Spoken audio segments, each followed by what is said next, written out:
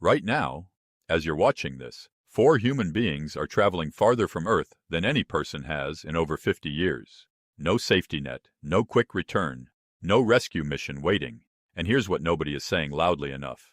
This mission, Artemis II, may actually be more dangerous than the Apollo missions that put men on the moon. I know. That sounds insane. We have computers that are 1 billion times more powerful than what Apollo used. We have decades of space travel experience. We have advanced materials, better medicine, better physics. So how is that even possible? Stay with me.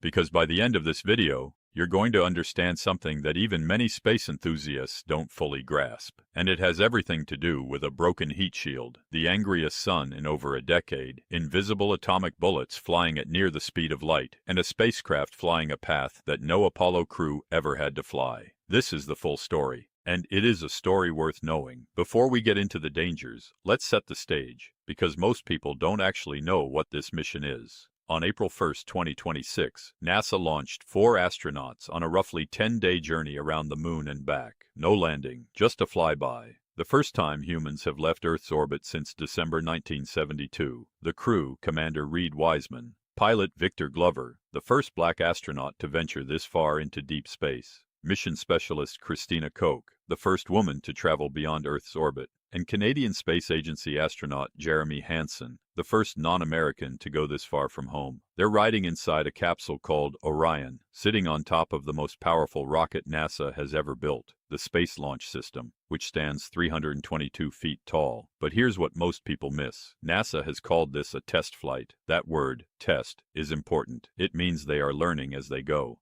And even NASA Administrator Jared Isaacman said it plainly before launch. This is a risky mission. Any type of new test flight mission going in this environment is going to be challenging. This is not a routine flight. This is 4 human beings strapped inside a vehicle that has never carried humans before, heading into one of the most hostile environments in the known universe. Now let's talk about what makes it uniquely dangerous, starting with the most immediately frightening problem. In November 2022, NASA flew Artemis I, an uncrewed test flight of the exact same Orion capsule. Everything went well until the capsule came back. When engineers examined the heat shield after re-entry, they found something that should not have been there. The ablative material, the stuff designed to slowly char and burn away, absorbing the 15,000-degree heat of re-entry so the astronauts don't, had cracked and pockmarked in ways that nobody predicted. Chunks of material were missing. Divots had formed, sections had eroded far more aggressively than the computer models said they should. This is the heat shield, the single barrier between life and incineration at over 24,000 miles per hour. Now here's the part that should make your stomach drop. For Artemis II, the crewed flight, NASA decided to fly with the same heat shield design that failed to behave as expected on Artemis I. Why? Because they studied the data, they ran more models, they brought in outside experts, and NASA concluded they could proceed safely. Some engineers agreed the new data addressed their concerns. Others still objected. They wanted a redesigned heat shield before putting humans inside. NASA said the mission would fly as planned. To be fair, NASA is not being reckless. They did not ignore the problem. They analyzed it deeply, but the honest fact remains. They are flying 4 humans on a vehicle whose heat shield did not behave as designed on its only previous flight.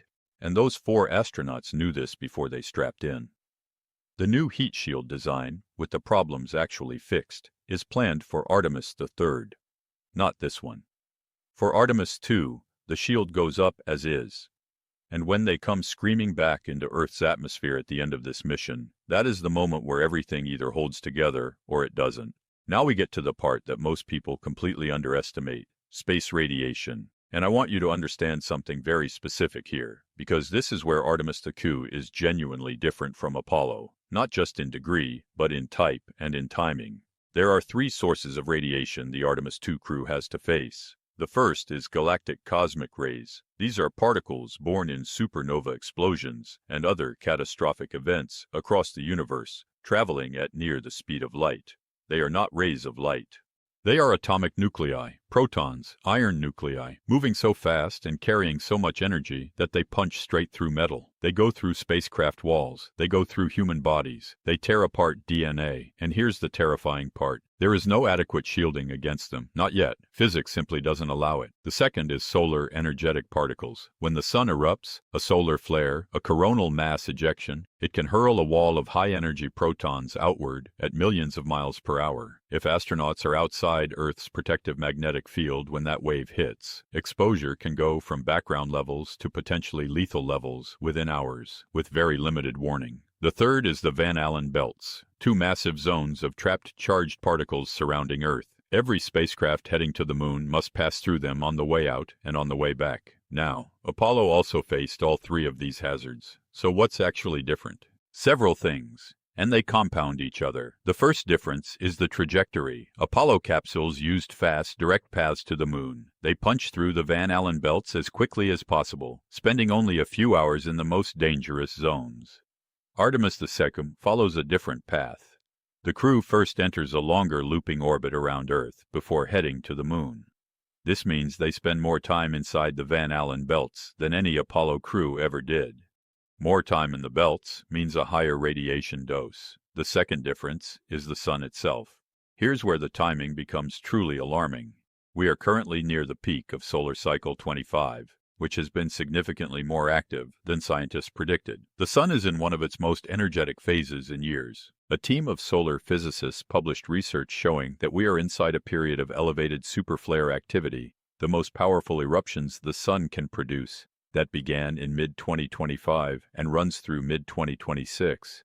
They were so concerned they publicly recommended NASA delay the Artemis II launch until late 2026 to avoid the highest risk window. NASA launched in April 2026 anyway. Right in the middle of that window, NASA does have a contingency plan. If a major solar storm erupts, the crew can construct a radiation shelter inside Orion within an hour, repositioning heavy stowage bags around themselves to absorb more particles. In a severe event, they might have to stay sheltered for up to 24 hours straight. But here's the uncomfortable truth about solar forecasting. One NOAA forecaster described it as a roller coaster ride. The most dangerous events can escalate from nothing to catastrophic with very little warning. Apollo also got lucky with the sun. In August 1972, between the Apollo 16 and Apollo 17 missions, the sun released one of the most powerful solar storms of the 20th century. If astronauts had been in deep space during that storm, on the lunar surface, far from any shelter, the radiation dose could have been fatal. They were lucky. The storm hit between missions. Artemis II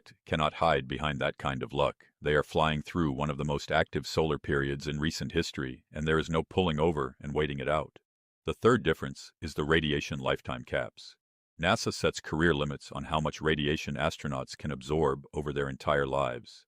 These limits exist because high radiation exposure raises the risk of cancer, cardiac disease, and long-term cognitive decline. In just this single 10-day mission, each crew member will burn through 5% of their entire lifetime radiation allowance. That is the same amount a crew member on the International Space Station absorbs in a full month, and the ISS sits only a few hundred miles above Earth, still largely protected by the planet's magnetic field. Artemis II is going all the way out, deep into space, beyond that protective bubble, into the full fury of the cosmic environment. Christina Koch once spent 328 consecutive days on the International Space Station, a record for an American astronaut. That entire mission exposed her to far less radiation than this 10-day trip will. Now let's talk about something that never makes the headlines, but is perhaps the most psychologically haunting danger of this mission: the communications blackout. When Artemis II swings around the far side of the moon, the side permanently facing away from Earth, the crew will lose all communication with mission control for roughly 40 minutes. Complete silence, no data, no instructions, no ability to call for help. For 40 minutes, 4 human beings will be more isolated from the rest of humanity than anyone has ever been in history, farther from Earth than any human has traveled since 1972, on the far side of the moon, completely alone. The mission is designed to fly a trajectory that could break the all-time record for the farthest distance a human has ever traveled from Earth, potentially beyond the 248,655-mile record set by Apollo 13.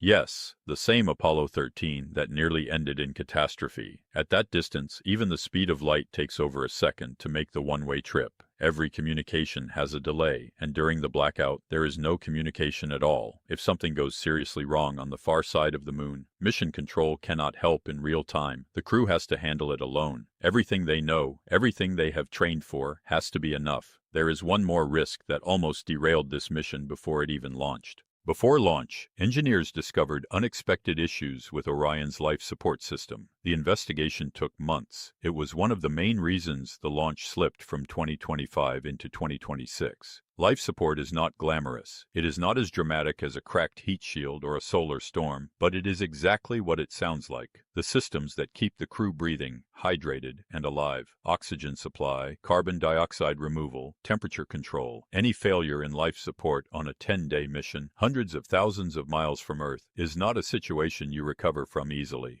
Engineers resolved the issues to NASA's satisfaction, but it is another reminder that Orion, despite years of development, has never before flown with humans inside. There are always unknowns in a first crewed flight.